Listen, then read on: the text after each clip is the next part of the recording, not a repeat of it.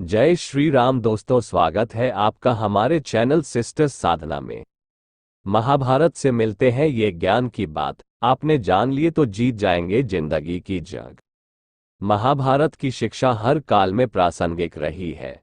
महाभारत को पढ़ने के बाद इससे हमें जो शिक्षा या सबक मिलता है उसे याद रखना भी जरूरी है। तो आओ हम जानते हैं ऐसी ही 15 तरह की शिक्षाएं। जीवन हो योजनाओं से भरा। जीवन के किसी भी क्षेत्र में बेहतर रणनीति आपके जीवन को सफल बना सकती है, और यदि कोई योजना या रणनीति नहीं है तो समझो जीवन एक अराजक भविष्य में चला जाएगा जिसके सफल होने की कोई गारंटी नहीं। भगवान श्री कृष्ण के पास पांडवों को बचाने का कोई मास्टर प्लान नहीं होता तो पांडवों की कोई औकात नहीं थी कि वे कौरवों से किसी भी मामले में जीत जाते। संगत और पंगत हो अच्छी, कहते हैं कि जैसी संगत वैसी पंगत और जैसी पंगत वैसा जीवन। आप लाख अच्छे हैं लेकिन यदि आपकी संगत बुरी है तो आप बर्बाद हो जाएंगे। लेकिन यदि आप लाख बुरे हैं और आपकी संगत अच्छे लोगों से है और आप उनकी सुनते भी हैं तो निश्चित ही आप आबाद हो जाएंगे। कौरवों के साथ शकुनी जैसे लोग थे जो पांडवों के साथ कृष्ण शकुनी मामा जैसी आपने संगत पाल रखी है तो आपका दिमाग चलना बंद ही समझो। अधूरा ज्ञान घातक, कहते हैं कि अधूरा ज्ञान सबसे खतरनाक होता है। इस बात का उदाहरण है अभिमन्यु। अभिमन्यु बहुत ही वीर और बहादुर योद्धा था, लेकिन उसकी मृत्यु जिस परिस्थिति में हुई उसके बारे में सभी जानते हैं। मुसीबत के समय यह अधूरा ज्ञान किसी भी काम का नहीं रहता है। आप अपने ज्ञान में पारंगत बने। किसी एक विषय में तो दक्षता हासिल होना ही चाहिए। दोस्त और दुश्मन की पहचान करना सीखें। महाभारत में ऐसे कई मित्र थे जिन्होंने अपनी ही सेना के साथ विश्वासघात किया। ऐसे भी कई लोग थे जो ऐन वक्त पर पाला बदलकर कौरवों या पांडवों के साथ चले गए। शल्य और युयुत्सु इसके उदाहरण हैं। इसीलिए कहते हैं कि कई बार दोस्त के भेष में दुश्मन हमारे साथ आ जाते हैं और हमसे कई तरह के राज लेते रहते हैं। कुछ ऐसे भी दोस्त होते हैं जो दोनों तरफ होते हैं। जैसे कौरवों का साथ दे रहे भीष्म, द्रोण और विदुर ने अंततः युद्ध में पांडवों का ही साथ दिया। हथियार से ज्यादा घातक बोल वचन। महाभारत का युद्ध नहीं होता यदि कुछ लोग अपने वचनों पर संयम रख लेते। जैसे द्रौपदी यदि दुर्योधन को अंधे का पुत्र भी अंधा नहीं कहती तो महाभारत नहीं होती। शिशुपाल और शकुनी हमेशा चुभने वाली बातें ही करते थे, लेकिन उनका हश्र क्या हुआ ये सभी जानते हैं। सबक ये कि कुछ भी बोलने से पहले हमें ये सोच लेना चाहिए कि इसका आपके जीवन, परिवार या राष्ट्र पर क्या असर होगा। जुए सट्टे से दूर रहो। शकुनी ने पांडवों को फंसाने के लिए जुए का आयोजन किया था, जिसके चलते पांडवों ने अपना सब कुछ दांव पर लगा दिया था। अंत में उन्होंने द्रौपदी को भी दांव पर लगा दिया था। ये बात सभी जानते हैं कि फिर क्या हुआ। अतः जुए, सट्टे, षड्यंत्र से हमेशा दूर रहो।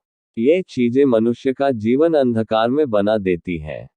सदा सत्य के साथ रहो। कौरवों की सेना पांडवों की सेना से कहीं ज्यादा शक्तिशाली थी। एक से एक योद्धा और ज्ञानीजन कौरवों का साथ दे रहे थे। पांडवों की सेना में ऐसे वीर योद्धा नहीं थे। कहते हैं कि विजय उसकी नहीं होती जहां लोग ज्यादा हैं, ज्यादा धनवान हैं या बड़े पदाधिकारी हैं। विजय हमेशा उसकी होती है जहां ईश्वर है, और ईश्वर हमेशा वही है जहां सत्य है, इसलिए सत्य का साथ कभी न छोड़े। अंततः सत्य की ही जीत होती है। सत्य के लिए जो करना पड़े करो। लड़ाई से डरने वाले मिट जाते हैं। जिंदगी एक उत्सव है, संघर्ष नहीं। लेकिन जीवन के कुछ मोर्चों पर व्यक्ति को लड़ने के लिए हमेशा तैयार रहना चाहिए। जो व्यक्ति लड़ना नहीं जानता, युद्ध उसी पर थोपा जाएगा या उसको सबसे पहले मारा जाएगा। महाभारत में पांडवों को ये बात श्री कृष्ण ने अच्छे से सिखाई थी। पांडव अपने बंधु बांधवों से लड़ना नहीं चाहते थे, लेकिन श्री कृष्ण ने समझाया कि जब किसी मसले का हल शांतिपूर्ण तरीके से नहीं होता तो फिर युद्ध ही एकमात्र विकल्प बच जाता है। कायल लोग युद्ध से पीछे हटते हैं। युद्ध भूमि पर पहुंचने के बाद भी अर्जुन युद्ध नहीं करना चाहता था। तब भगवान श्री कृष्ण ने उससे कहा कि न कोई मरता है और न कोई मारता है। सभी निमित्त मात्र हैं। आत्मा अजर और अमर है, इसलिए मरने या मारने से क्या डरना। खुद नहीं बदलोगे तो समाज तुम्हें बदल देगा। जीवन में हमेशा दानी, उदार और दयालु होने से काम नहीं चलता। महाभारत में जिस तरह से कर्ण की जिंदगी में उतार चढ़ाव आए, उससे यही सीख मिलती है कि इस क्रूर दुनिया में अपना अस्तित्व बनाए रखना कितना मुश्किल होता है। इसलिए समय के हिसाब से बदलना जरूरी होता है, लेकिन वह बदलाव ही उचित है जिसमें सभी का हित हो।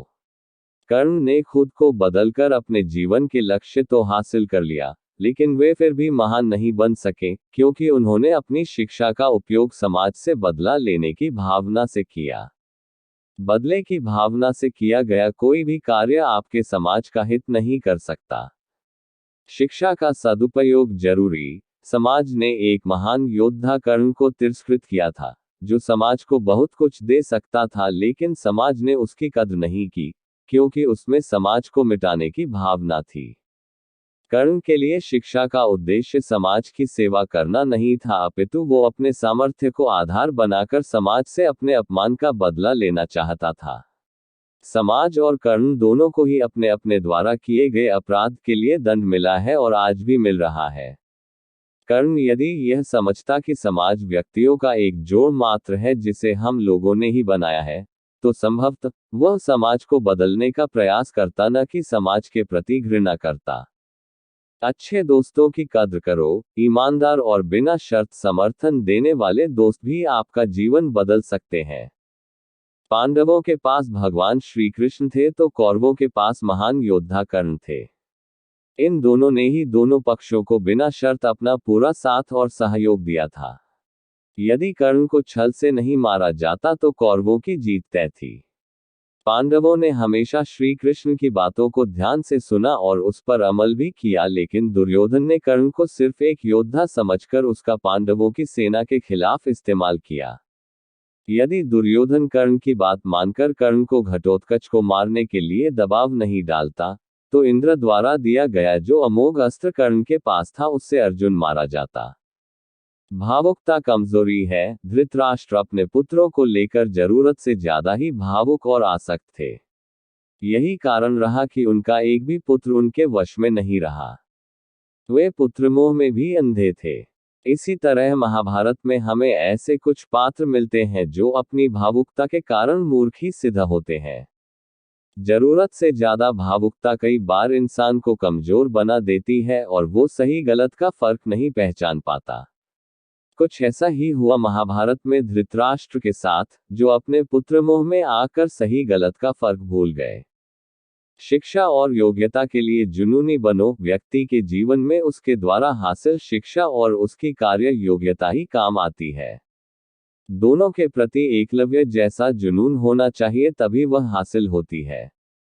अगर आप अपने काम के प्रति जुनूनी हैं तो कोई भी बाधा आपका रास्ता नहीं रोक सकती। कर्मवान बनो। इंसान की जिंदगी जन्म और मौत के बीच की कड़ी भर है। ये जिंदगी बहुत छोटी है। कब दिन गुजर जाएंगे आपको पता भी नहीं चलेगा, इसलिए प्रत्येक दिन का भरपूर उपयोग करना चाहिए। कुछ ऐसे भी कर्म करना चाहिए जो आपके अगले जीवन की तैयारी के हो। ज्यादा से ज्यादा कार्य करो। घर और कार्यालय के अलावा भी ऐसे कार्य करो जिससे आपकी संतानें आपको याद रखें। गीता यही संदेश देती है कि हर पर ऐसा कार्य कर जो तेरे जीवन को सुंदर बनाए। अहंकार और घमंड होता है पतन का कारण। अपनी अच्छी स्थिति, बैंक बैलेंस, संपदा, सुंदर रूप और विद्वता का कभी अहंकार मत कीजिए। समय बड़ा बलवान है। धनी, ज्ञानी, शक्तिशाली पांडवों ने वनवास भोगा और अतिसुंदर द्रौपदी भी उनके साथ वनों में भटकती रही। समय के खेल निराले हैं।